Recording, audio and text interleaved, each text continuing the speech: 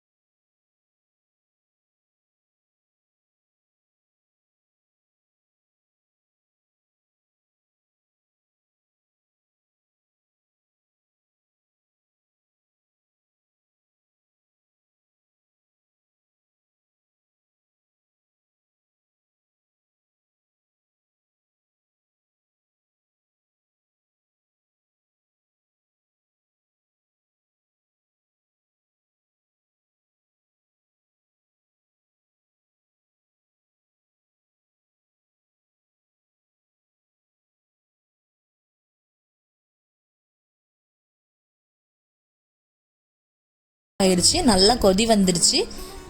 நம்ம பருப்பு அவ்வளோதான். இதுக்கப்புறம் ஒரு பவுலுக்கு ட்ரான்ஸ்ஃபர் பண்ணிவிட்டு கொஞ்சமாக கொத்தமல்லி இலைகளை அது மேலே நம்ம போட்டுக்கலாம்.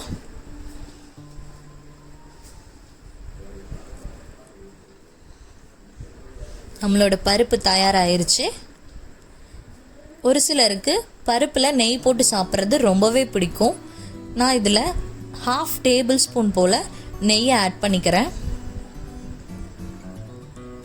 ஆட் பண்ணி நல்லா மிக்ஸ் பண்ணிக்கலாம்.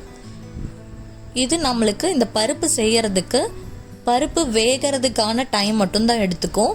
ஸோ கெஸ்ட் வந்துட்டாங்க அப்படின்னா நம்ம சீக்கிரமாக இந்த ஒரு ரெசிபியை சாப்பாடுக்கு செஞ்சு கொடுத்துடலாம். ஸோ ஈஸி அண்ட் சிம்பிளான ரெசிபி ரெடி. தேங்க்யூ ஃபார் வாட்சிங்.